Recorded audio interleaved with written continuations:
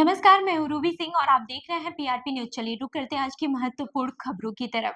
राजस्थान में पंचायत और निकाय चुनावों को लेकर बड़ा सियासी और कानूनी मोड़ सामने आया है। राज्य सरकार ने साफ कर दिया है कि तय समय पर चुनाव कराना फिलहाल संभव नहीं है। इसी मुद्दे पर सरकार ने राजस्थान हाई कोर्ट से समय सीमा बढ़ाने की अपील की है, जिससे पूरे राज्य की राजनीति में हलचल तेज हो गई है।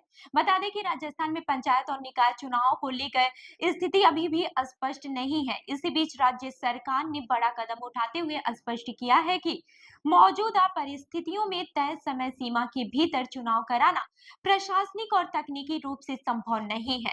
इस संबंध में सरकार ने महाधिवक्ता राजेंद्र प्रसाद के माध्यम से राजस्थान हाईकोर्ट में एक प्रार्थना पत्र दाखिल किया है, जिसमें चुनाव को टालने और समय सीमा बढ़ाने की मांग की गई है।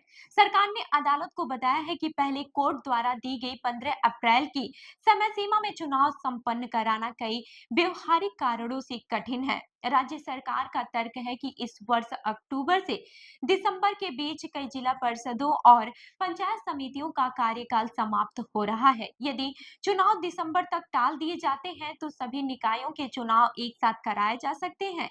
इससे राज्य में वन स्टेट वन इलेक्शन की अवधारणा को मजबूती मिलेगी और प्रशासनिक खर्च भी कम होगा। इसके साथ ही सरकार ने ओबीसी आरक्षण के मुद्दे को भी प्रमुख कारण बताया है। जानकारी के अनुसार 9 मई 2025 को ओबीसी आयोग का गठन किया गया था, लेकिन आयोग की रिपोर्ट अभी तक पूरी नहीं हो पाई है। जब तक ये रिपोर्ट नहीं आती है, तब तक एससी, एसटी, ओबीसी और महिलाओं के लिए आरक्षण का सही निर्धारण करना मुश्किल है। सरकार का कहना है कि बिना रिपोर्ट के चुनाव कराना सामाजिक न्याय के सिद्धांतों के खिलाफ होगा। इसके अलावा चुनावी तैयारियों में संसाधनों की कमी भी एक बड़ी चुनौती बनकर सामने आई है। ईवीएम की उपलब्धता, चुनावी स्टाफ की ड्यूटी और स्कूलों की उपलब्धता जैसे कई प्रशासनिक मुद्दे अभी पूरी तरह से हल नहीं हुए हैं, जिससे समय पर चुनाव कराना मुश्किल हो रहा है।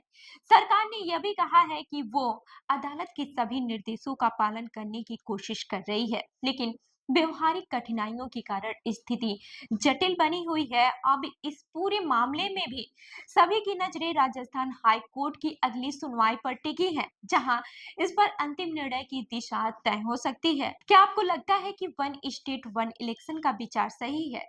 अपनी राय हमें कमेंट करके जरूर बताएं और ऐसी ही अन्य खबरों के लिए हमारी वेबसाइट www.prpnewsindia.com पर विजिट करें। धन्यवाद।